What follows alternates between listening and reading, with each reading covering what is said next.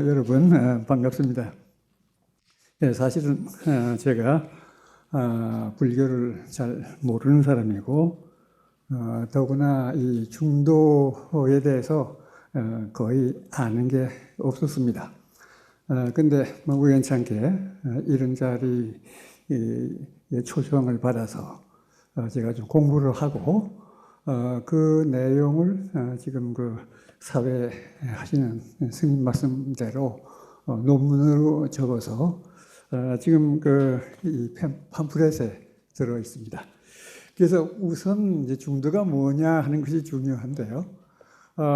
긴 말씀을 드릴 수는 없는데 결국 이 편견을 벗어나 큰 눈으로 보는 것, 이렇게 쉽게 정리를 해 주셨습니다. 저도 마찬가지요.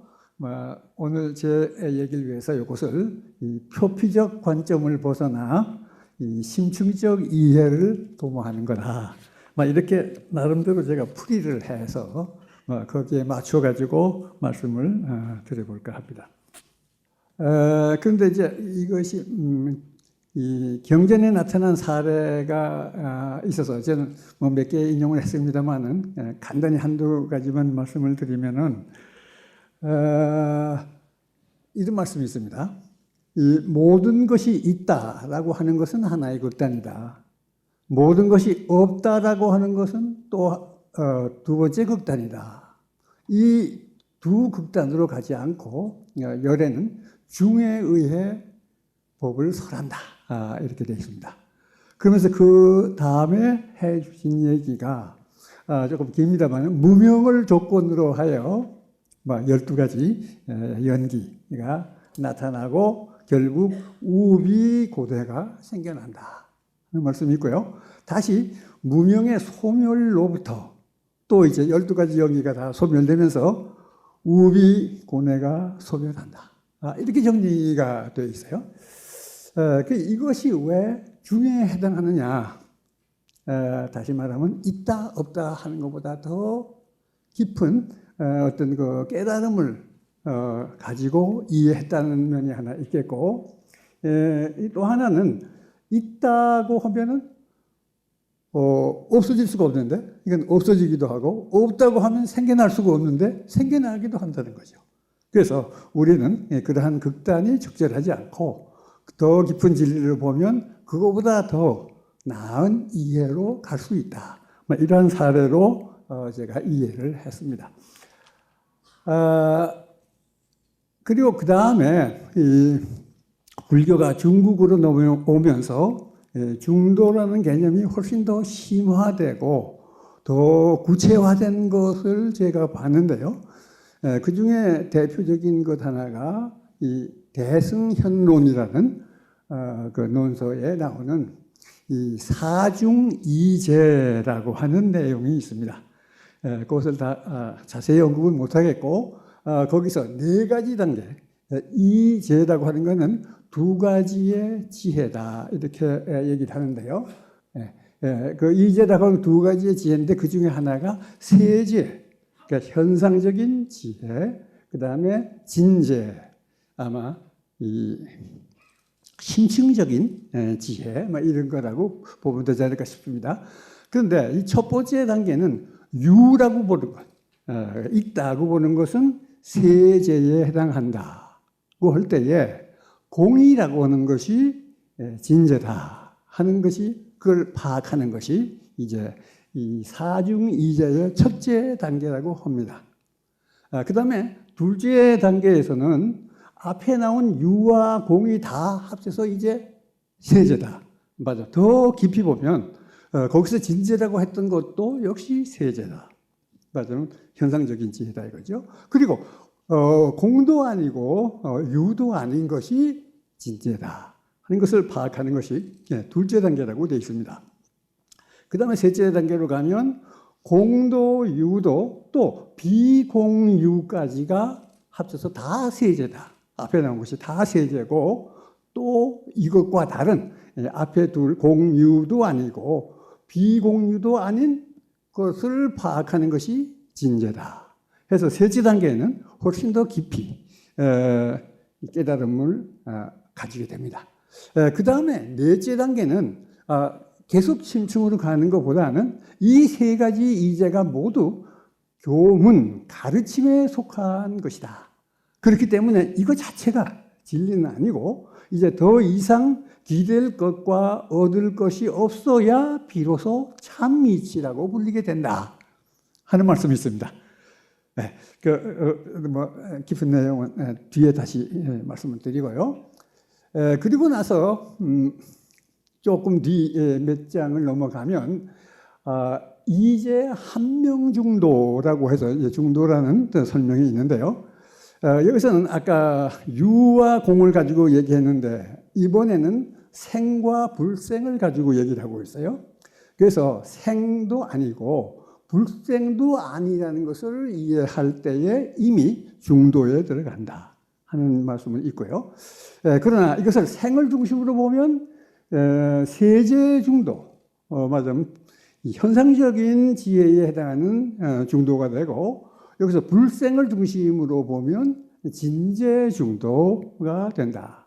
이것을 각각을 보면은 이제 강론 중도라고 할 수가 있는데 여기서 그치는 것이 아니라 이 세제 안에도 진재가 담기고 또 진재 안에도 세제가 담기기 때문에 이것을 합해서 보면 이제 한명중도다 하는 말씀이 있습니다. 요것을 이제 제가 이제 한명중도라는 말하고 앞에 사중중도라는 말을 결합해서 해석을 해보니까요. 이거 제가 새 해석이라고 보겠는데요. 사실 이것을 통해서 과학이 이것과 어떻게 관계되느냐를 말씀드리기 위해서 이것을 말씀드리는 겁니다. 유라고 하는 것을 세제라고 하자. 그러면 공이라고 하는 것이 진제가 된다 하는 것이 첫 단계, 아까 나온 첫 단계를 그렇게 하고, 그래서 둘째 단계로 가면 이 앞에 공도 이제는 다시 세제가 되기 때문에 새로운 유가 돼서 U 프라임이라고 했습니다. 그래서 이것이 세제고 다시 또 새로운 새로운 공에다가 대시를 붙였습니다. 이것이 진제다. 이것이 둘째 단계. 그래서 비공, 비유를 얘기할 수 있는데 이것이 이제 한명중도가 된다. 이게 둘째 단계는 이제 한명중도가 나오죠. 셋째 단계로 가면 또 한 단계 더 들어갑니다. 앞에 나온 진제, 공에 다시 하고 또 새로운 유가 합쳐서 유 투 대시가 되는 건데 이것이 세제고 다시 여기에 해당하는 또 더 깊은 공의 투 다시가 있는데 이것이 진제다. 그리고 이번에는 이 공 투 다시도 아니고 유 투 다시도 아니라기보다는 그걸 다 포함한 것이 이제 한명중도다. 이렇게 셋째 단계까지 갑니다. 그리고 네 번째 단계는 이것들은 역시 모든 것이 상대적 진리고 참 이치는 아직은 가능성만 남는다. 이렇게 해석을 해봤습니다. 굉장히 오묘한 말씀인데요. 여기에 해당하는 현대과학의 적절한 사례가 있기 때문에 저는 오늘 그것을 소개해 드리려고 합니다. 제일 먼저 이제 고전력학의 경우인데요. 이것이 이제 물리학의 첫 단계죠. 최초에 한 300~400년 전에 이미 나온 건데, 이 유와 공, 다시 말하면 세제와 진제를 여기서 어떻게 보느냐 하면, 유라고 하는 것은 다름이 있다, 차이가 있다는 걸 제가 유라고 하겠어요. 공은 다름이 없다, 유가 비었다 하는 것이 이제 공, 이렇게 하는데, 실제로 수직 방향의 1차원과 수평 방향의 2차원은 서로 다르다고 보는 겁니다. 이게 뭐냐면 우리 시간 공간을 3차원으로 보죠. 이것이 수직 방향이고 이 방향 이렇게 해서 3차원으로 보는데 이 방향들은 대등합니다. 이건 2차원이에요. 이 방향이나 이 방향은 근본적으로 다를 게 없어요. 근데 이 방향은 어떠냐? 이건 다르다 이거예요. 물건을 놓으면 떨어져요. 이 짝은 떨어지지 않는데 이 방향은 특별하다 이거예요. 그래서 달리 봤습니다. 그래서 옛사람들은 수직 방향과 수평 방향이 다르다 해서 유라고 본 거죠. 근데 다시 가만히 알고 보니까 공간에 달라서 그런 것이 아니고 이 밑에 있는 지구가 당기기 때문에 이건 떨어지는 거지 공간이 다르지 않다 이거예요. 그래서 이것이 다르다고 하는 것이 아니다. 비었다. 그래서 3차원 공간을 생각했습니다. 이걸 이해하니까 그 3차원 공간을 통해서 고전역학이라고 하는, 다시 말하면 물건이 왜 떨어지느냐 하는 것에 대한 설명이 되고 어떻게 움직이느냐 이 중정 안에서 하는 걸 다 예측할 수가 있죠. 이것이 고전역학이에요. 이 고전역학은 바로 여기서 그 세제, 기존의 세제를 다시 새로운 진제로 맞아 3차원 공간을 발견한 데서 비롯한다. 이렇게 말씀을 드릴 수가 있어요. 이것이 이제 이 사중이제의 첫 번째 단계가 여기에 해당한다. 근데 두 번째 단계도 역시 유와 공을 말할 수 있는데요. 이번에 다름이 있다는 이유는 뭐냐면 시간과 공간은 다르다 이거죠. 공간은 3차원이지만 시간은 전혀 달리 흐르기 때문에 이게 다르다 하고 보면은 이것이 이제 우리가 실제로 느끼는 유에 해당합니다. 현상적인 지혜는 바로 그거죠. 헌데 더 깊이 놓고 보면 같다 이거예요. 시간과 공간은 근본적으로 같아서 합쳐서 4차원을 이룬다 하는 발견에 이릅니다.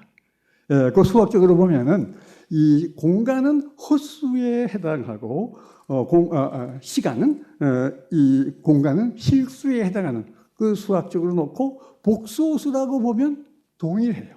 그래서 4차원을 이룬다. 이것을 통해서 상대성 이론이라고 하는 놀라운 새 이론이 나왔습니다. 이것은 이제 보면은 그럼 4차원이 맞느냐 아니면 1차원, 3차원이 맞느냐 둘 다 같죠. 1차원, 3차원을 나눌 때 시간, 공간에는 분명히 차이는 있습니다. 그러나 또 크게 보면 같아요. 그래서 이 둘을 합쳐서 이해를 해야 되기 때문에 이제 한 명 정도에 해당한다. 사중 이제의 둘째 단계가 상대성 이론에서 구현이 되고 있어요. 근데 여기서 그치는 게 아니고 양자역학으로 가면 또 한 걸음 더 나갑니다. 그래서 이번에도 역시 유와 공으로 나누어 보면은 이번에는 4차원 시공간이 이번에 다시 세제의 일부로 들어오고 그 다음에 이제 고전역학이나 이 역학을 살필 때 에너지 운동량이라고 하는 것이 또 하나의 공간을 형성해요. 에너지 운동량도 하나의 4차원, 시간과 공간도 4차원, 두 개의 4차원 공간이 따로따로 있다고 보고 있었어요. 양자역학 이전에는. 그것이 유입니다. 다름이 있다. 에너지 운동량과 시간 공간은 다르다. 그런데 양자역학으로 가면은 이것이 다시 결합이 돼요. 그래서 에너지 운동량 공간과 시간 공간의 이 두 시간과 위치를 나타내는 두 가지 공간이 사실은 하나의 서로 다른 면이다. 그래서 그 다른 면은 이제 수학적으로 조금 기술적인 표현입니다만은 후리의 변환이라고 하는 걸로 연결되어 있는 공간이다 하는 것을 발견하고 그것을 기반으로 사물을 보면 양자역학이 나옵니다. 그래서 다시 양자역학으로 가는데 그렇다고 해서 그럼 운동량과 시간 공간의 차이가 전혀 없느냐 하면 여전히 차이는 있지만 또 그것이 별도의 것이 아니고 연결되어 있다. 그래서 두 가지를 함께 이해를 해야 되기 때문에 이것이 비유, 비공이 돼서 또 하나의 이제 한 명 정도. 그래서 이 이제 한 명, 사중 이제의 세 번째 단계가 물리학에서는 이 양자역학을 통해서 구현이 되고 있어요. 그 다음에 네 번째 또 있냐? 아직은 없습니다. 물론 이제 또 갈 수가 있겠지만 아직은 없고 그 다음에는 빈 공간은 남아있어요. 앞으로 이제 더 어디까지 나갈지 모르지만 열린 공간으로 남아있죠. 넷째 이하는 마찬가지로 사중 이제에서도 그 네 번째는 미래의 가능성으로 남겨 있는데 거기까지가 놀랍게 일치를 하고 있어요. 그래서 제가 그것을 소개를 했고요. 그 다음에 이 불교에서 아주 중요한 개념으로 일체 개공, 조금 전에 공은 상대적인 공입니다. 그래서 U에 대해서 상대적인 공인데 이번에는 아예 그 본질적인 공이라고 할까요? 그래서 이 공을 대단히 중시하죠. 조금 전에 우리가 시작 때 함께 봤던 반야심경이 바로 중요한 것이 색즉시공, 그다음에 공즉시생이라고 하는 걸 우리가 늘 외우고 있는데요. 자, 이걸 우리 그 과학자 입장에서 한번 적어보니까 색 이퀄 공, 공 이퀄 색이다 이거예요. 그럼 동의어 반복이에요. 색하고 공이 똑같아 버리는 거죠. 그런데 그걸 뭐 이름만 다른 두 가지인데 그걸 왜 그리 중시하느냐 해서 그대로는 이것을 파악할 수가 없는데 제가 이걸 어떻게 이해할까 하고 생각을 해서 한 가지 제안 드리는 거는 저기 플러스 알파라는 것이 생략되어 있다. 그러니까 색은 공이다만 아니고 공 플러스 알파. 그 플러스 알파는 뭐냐? 공은 공이되 그 어떤 여건이 어떻게 되느냐에 따라서 색이 달라진다는 거죠. 그러면 이제 공은 색 마이너스 알파가 되겠죠. 사례가 재미있습니다. 예를 들어서 물이라고 하는 건 뭐냐? H2O라고 하는 분자를 물이라고 한다. 그러니까 물은 H2O다 하고 얘기할 수 있는데 그러면 얼음은 뭐냐? 얼음도 H2O다. 수증기도 H2O다. H2O만 가지고는 구분이 안 돼요. 그런데 플러스 알파를 집어넣으면 물이 H2O 분자들이 모여 있으면 물이고 일정하게 배열을 가지고 있으면 얼음이고 흩어져 있으면 수증기예요. 그러니까 다시 말하면 같은 건데 이것이 어떤 여건에 놓여 있느냐에 따라서 색은 달라진다 이거죠. 물질은. 그런데 그럼 H2O는 그게 진짜 공이냐? 아니다 이거예요. H2O는 다시 H라고 하는 원소와 O라고 하는 원소가 결합이 되어 있는 거죠. 그러면은 H2O를 다시 어떠한 원소에다가 어떻게 결합이 되느냐 하는 플러스 알파를 넣어야 H2O가 돼요. H2O는 여전히 더 낮은 그 공에 해당하는 원소 플러스 알파. 그 원소는 또 뭐냐? 원소라고 하는 것은 산소, 수소, 질소 등등이죠.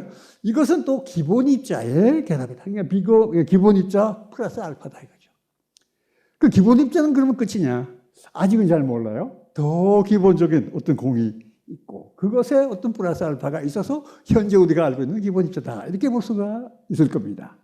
그래서 보면 가장 기본적인 걸 우리가 상상할 때에 색이라고 하는 것은 플러스 알파1, 알파2, 알파3 이건데 우리는 이 부수적인 여건은 일단 생략하고 보면 색 즉시 공이 되고 또 공즉시 공이 되는데 자세히 보면 그것이 여건에 따라서 이런 색도 나오고 저런 색도 나온다.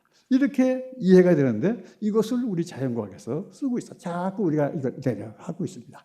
그래서 이것도 우리 그 현대과학에서도 나타나고 있는 일부다. 이렇게 보겠고요. 그다음에 이제 생명 문제가 굉장히 중요한 거죠. 우리가 살기 때문에. 근데 이 생명을 어떻게 보냐? 하나하나의 낱낱의 동식물을 우리가 그 안에 생명이 있다고 보는 것이 말하자면 우리 상식적인 견해예요. 말하자면 세제죠. 더 깊이 보면 그게 진짜 생명이 아니라 그것들이 다 모여서 모든 것이 서로 인연을 가지고 엮여 있죠. 그 엮여 있는 전체의 인연의 그 말하자면 실타래를 전체로 보면 그것이 생명이다. 그래서 그것을 저는 온 생명이라고 이름을 붙이고 있는데요. 그래서 생명은 온 생명이래야 진짜 생명이다. 그럼 하나하나의 생명은 상대적으로 낮생명, 개인이라든가 토끼라든가 이것은 온 생명의 나머지 부분, 보생명이 같이 있어야 비로소 생명이지 그거 없이 나 혼자 생명이다. 이건 안 된다는 거예요. 자, 그런데 이 불교에서 그 생명을 어떻게 보느냐? 나는 진정한 나는 뭐냐? 나 생명으로서 나도 물론 나예요. 근데 그것은 작은 나고 불완전한 나고 그리고 정말 나라고 하면은 이 온 생명 전체를 내 몸으로 돼요. 그것이 내 몸을 형성하는 거예요. 근데 그것을 나라고 보는 것이 적절하다. 그래서 큰 나, 온 생명을 주체로 하는 나와 작은 나를 우리가 구분해서 볼 수가 있어요. 그러니까 여기서 중요한 거는 우리가 살아갈 때는 물론 작은 나를 보살펴야 되지만 정말 중시할 것은 진짜 내 생명은 온 생명 전체니까 이것을 나라고 보는 것이 더 적절하다 하는 것이 이 현대과학의 입장인데, 불교에서는 어떤 얘기가 나오는가 보니까 아주 흥미로운 얘기를 할 수가 있어요. 불교에서는 무아를 강조해요. 무아를 강조하면서 그렇다고 해서 자아가 없다고 또 안 해요. 무아인데 왜 자아를 부정하지 않냐? 이게 굉장히 이해하기 어려웠는데, 그것은 우리가 이 온생명 입장에서의 나, 동심원적인 구조 두 가지 나가 있죠. 그래서 말하자면 우리는 그 나생명의 절대성을 부정하는 것이 바로 우리가 보통 무아라고 할 때 그 아는 이 우리 몸 쪽의 아를 얘기하는데 그것에 기본적인 것이 없다. 그래서 나생명으로서의 아에 해당하는 것을 말하자면 부정하는, 나생명의 절대성을 부정하고 있다. 그러나 온 생명의 그 중요성은 훼손하지 않는다. 말하자면 이 자아에 대해서는 중도의 입장을 취해요. 자아가 있느냐 또는 없느냐 하는 것에 대해서는 말씀을 안 해요. 그것은 더 큰 온 생명으로서의 나의 가능성을 열어놓고 있다. 이렇게 해석해서 역시 상당히 관계가 있다 하는 생각을 했습니다. 이제 맺는 말을 보면은, 아까 홀성스님 말씀하셨지만은, 많은 문제가 있죠. 오늘 삶의 바르기를 찾지 못하는 원인이 뭐냐 하고 보면, 경전의 오래된 가르침, 또 현대과학의 새로운 조명이 있습니다. 없어서가 아니고, 있음에도 불구하고, 이를 제대로 깨쳐나갈 방법과 지혜를 갖추지 못했기 때문에 그런 거 아니냐. 물론 활성도님 훨씬 더 쉽게 얘기해 주셨어요. 욕심 적게 해라. 자족해라. 와, 굉장히 간단한 좋은 말씀인데 거기에 그걸 얘기해줘도 못 알아듣죠. 깨우침을 못 가졌기 때문에. 그러니까 기본적인 깨우침을 우리가 가질 필요가 있는데 그것을 위해서는 중도의 지혜가 도움이 되지 않느냐. 이것은 말하자면 일종의 방법론이죠. 어떻게 보면 큰 이해로 갈 수 있느냐 하는 건데 그 방법론의 신빙성, 이 중도의 지혜가 그 방법론의 신빙성을 불교에서뿐 아니라 과학에서 함께 입증이 됨으로써 좀 더 많은 사람들을 깨우침의 길로 들어서게 될 게 아니냐 하는 희망을 가져보는 걸로 제 말씀 마치겠습니다.